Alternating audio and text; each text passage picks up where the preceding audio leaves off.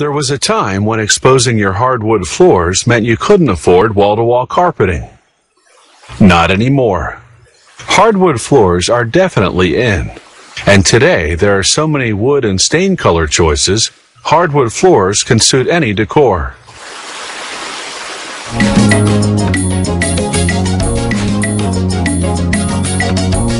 The types of wood commonly used for flooring include red oak,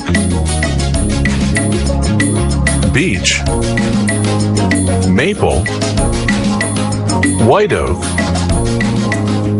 walnut, birch, and ash. As soon as the wood arrives from the sawmill, workers at the floor factory stack it on racks, then pile the racks floor to ceiling in a dryer that's the size of a large barn.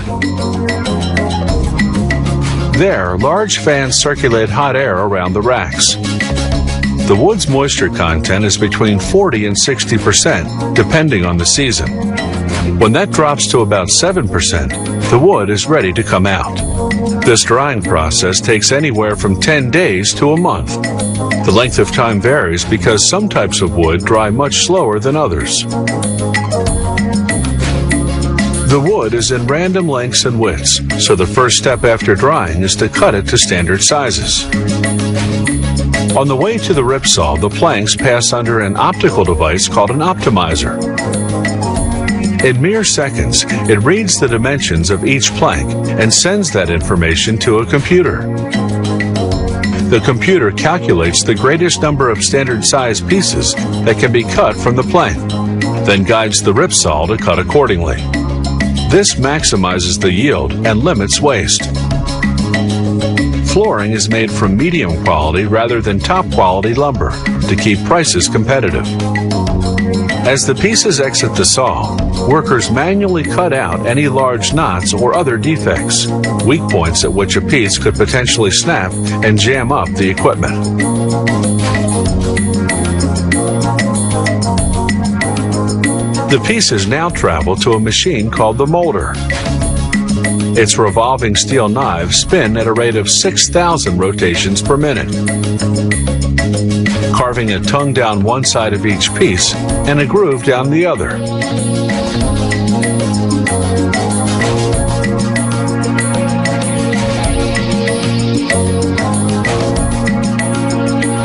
Workers do frequent spot checks to make sure the tongues and grooves fit together snugly. The next machine carves grooves on what will be the underside of the pieces. This is for air circulation and stability.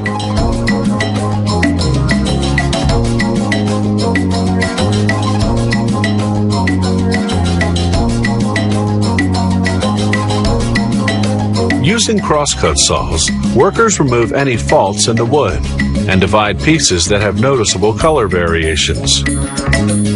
This is the first step towards sorting the wood by grade. Now a machine called an end matcher carves a tongue and groove on the two ends. Here's the view from inside the machine.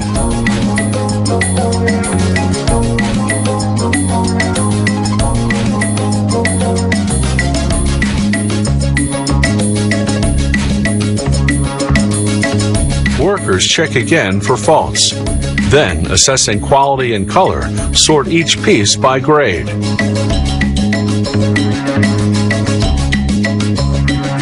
This will be pre-finished flooring, so the pieces now run through a sander to prepare them to receive 8 coats of varnish. For certain finishes, the first coat contains wood stain. All subsequent coats are colorless. Between each application, ultraviolet lamps dry the varnish in just seconds. As the flooring exits the last drying of it, it's ready for packaging. Unfinished hardwood flooring has to be sanded, stained, and varnished after it's installed. Pre-finished flooring eliminates that extra work, sparing you the dust, the drying time, and the smell.